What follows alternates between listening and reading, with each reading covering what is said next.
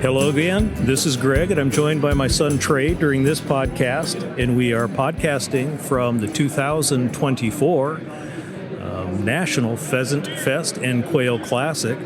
And my guest right now is Bruce Glockowski, and Bruce is the director of the Ultimate Nature Experience for youth, located in Lanesboro, Minnesota. And I'd like to welcome Bruce to our podcast. Oh, thank you. Thank you, Greg. Thank you, Troy.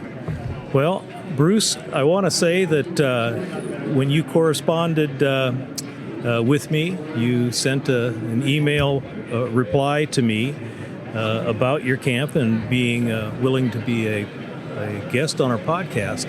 And I'll tell you, you asked me to watch a video to learn a little bit more about your program. And tell you what, I am so very impressed, and I'm anxious for our listeners to hear from you about what this program is all about. So please share what T.U.N.E is all about. Yeah, thank you, Greg. T.U.N.E, the Ultimate Nature Experience. We're a Conservation Ecology Camp for students 11 to 16. We're based at we hold it at the Eagle Bluff Environmental Center in Lanesboro, Minnesota. Only 6 days a year. This year will be July 9th through the 14th. And what we do is we have 28 sessions that we do in the 6 days. We do not allow any electronics. We're so busy the students don't need it anyway. And our main focus is the environment. We don't get into issues. We get into why the students need to pay attention to what's going on with the environment, and why the things in the environment are awesome and cool, and why they need to make a difference and a change. Sure. So tell me, Bruce, in part anyway, why are you here at the National Pheasant Fest and Quail Classic? Well, we are a Pheasants Forever chapter, and we do support Pheasants Forever, and since we're part of it, we put a booth here so we can reach more students and more chapters to get our word out. Okay, and you said that 11 to 16 are the ages of the students that would attend. Correct. So how do students that are interested in a program like this register for it? All our registration is on our registration and payment is all on our website, www.tunecampmn.com. Okay. So they can go on there, get all the information that they need to register, and sign up there. Actually, our website is open for registration today on. So anytime they'd like to check us out and see what we're about, we're on the website, and go ahead and click on the registration, student registration. Okay. One of the things that I shared with you is that I'm a former science teacher, and this is a very science-based camp. And so what are some of the activities that the students will take part in during this time? Sure. On the education side, we get into aquatic invasive species, native grass habitat, where we actually get into the prairie grass and do a grass identification. Also learn why native grass is cool and awesome. Not just because I teach that. No. I teach the way I learn, and that's cartoons and commercials. So it's very animated, since we're talking about grass. Sure. So we also get into Stream Lab, where they jump in the river, learn about pollution, clarity, collect bugs. Pollinators, where they put on the bee suit. We take apart a hive.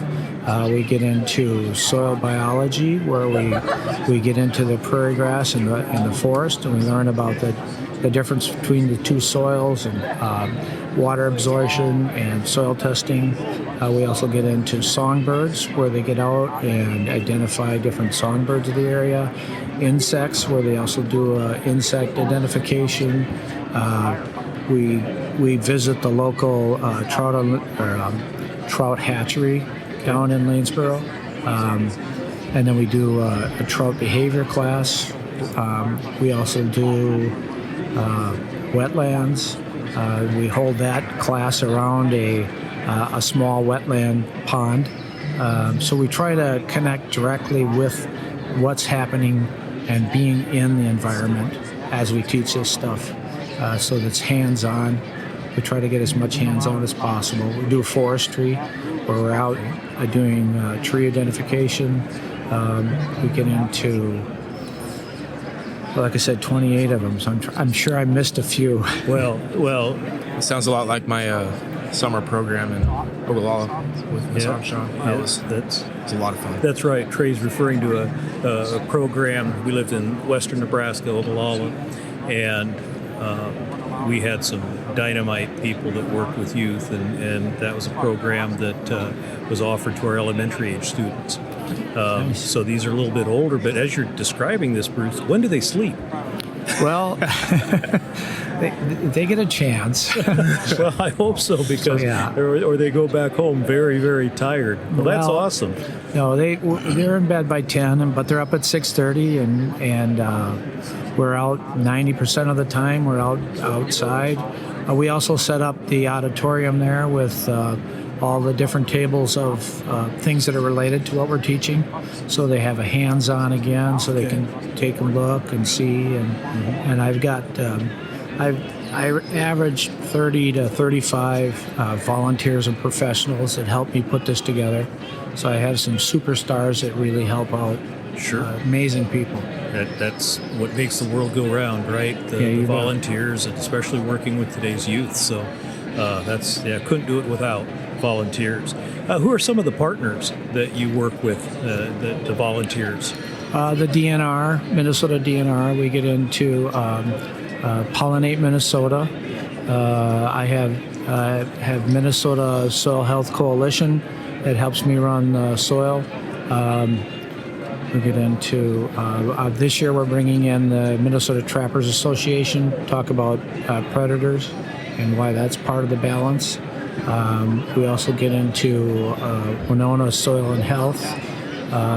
They run our aquatic invasives. A lot of the Trout Unlimited, laughing trout helps. We also tie flies and do fly casting and fly fishing as part of that. Okay. And we're also connected with Minnesota Trout Unlimited and Twin City Trout Unlimited, and Hiawatha Trout Unlimited chapter as well. Okay. I also know there's a river nearby, so that also means then that canoeing, kayaking, those types of things too? Yeah, we get into canoeing. Part of the fun side is the high ropes, canoeing, archery, 22 trap, wilderness survival. We make that into a competition. Oh, nice. And then again, fly fishing. Okay. So with the T.U.N.E program, what are its missions? Well, we want to bring the environment. I like to say we're not a camp that for kids to get outdoors. We like to put the outdoors in kids. Okay. We want to bring all of the awareness of the environment to these students so that they have something, planting seeds for the next generation. Sure. Okay. Now I see on your T-shirt you've got 4 parallels or 4 pillars that are part of that. What are those? That's balance, harmony, love, and respect. Awesome. That's our mission, and with that we hope to achieve stewards of the land.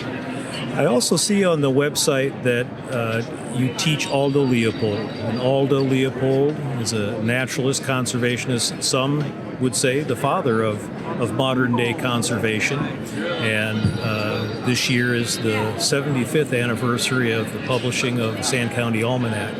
And as I shared with you when we visited, I taught Sand County Almanac in my classrooms, and really think that teaching Aldo Leopold is critical to really understanding modern conservation. So how did that come to be? How did the teachings and the works of Aldo Leopold become part of T.U.N.E?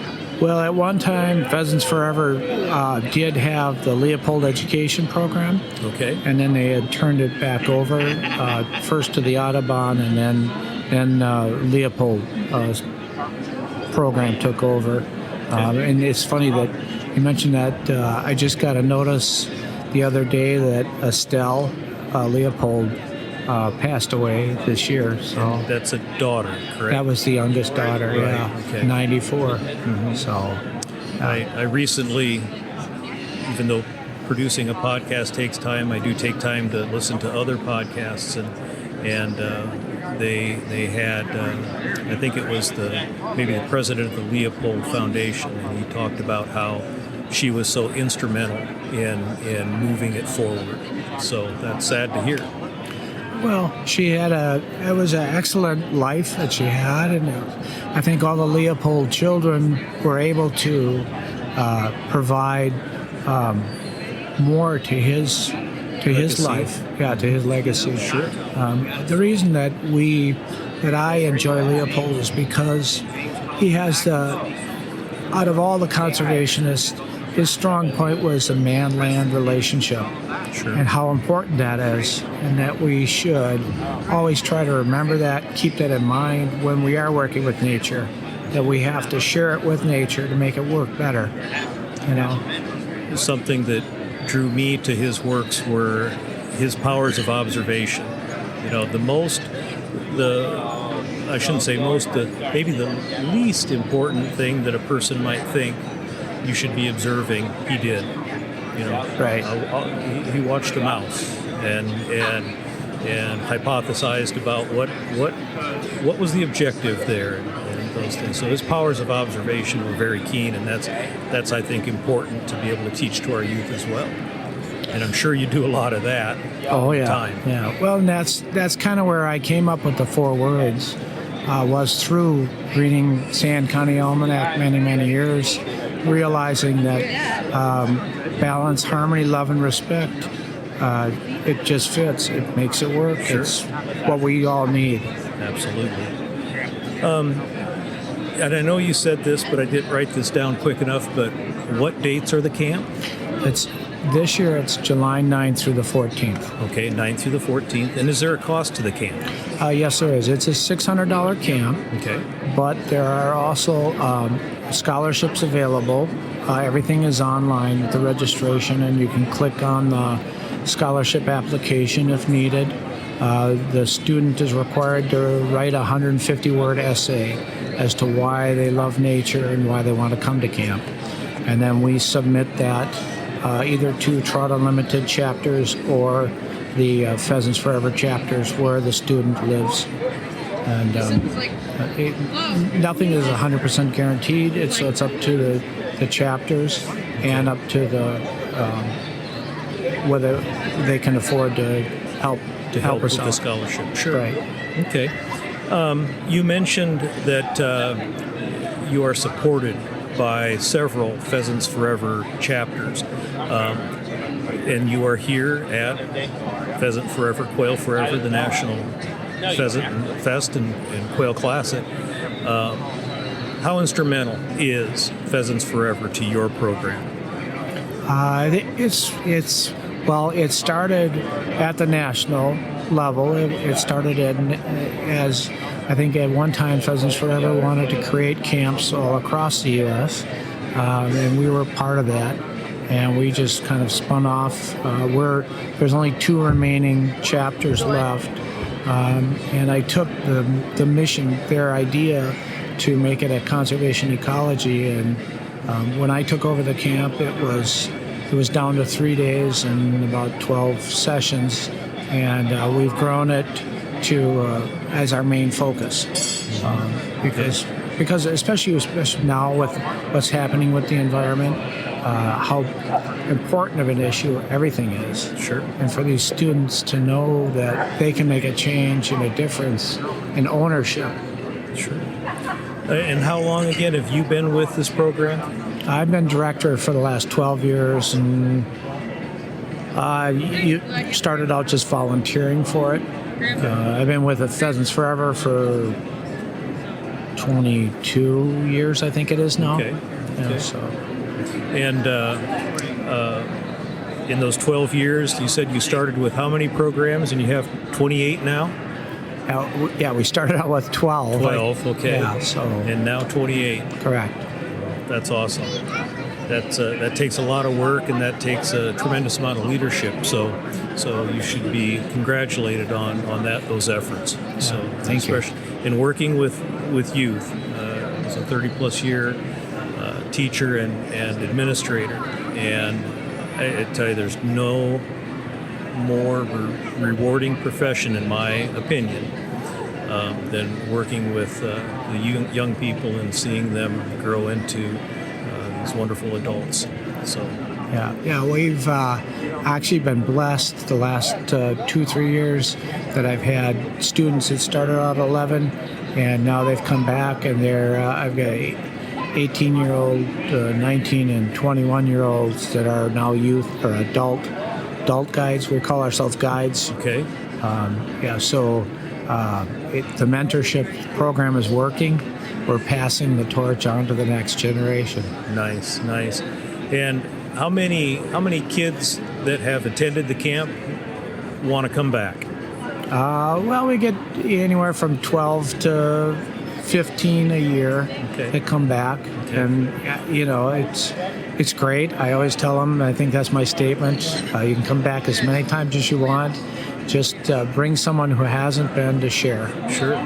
I could tell by the look in your face that you thought I was going to ask just how many kids have gone through the program. I bet.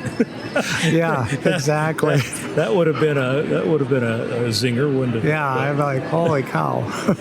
Are there any other things about the T.U.N.E camp that you'd like to share? No, I just want to thank everyone who supported us and believes in our mission. Awesome. Well, thank you for taking the time to come here and be part of our Unbroken Arrows Healing Through the Hunt podcast. Again, we're here because of Pheasants Forever.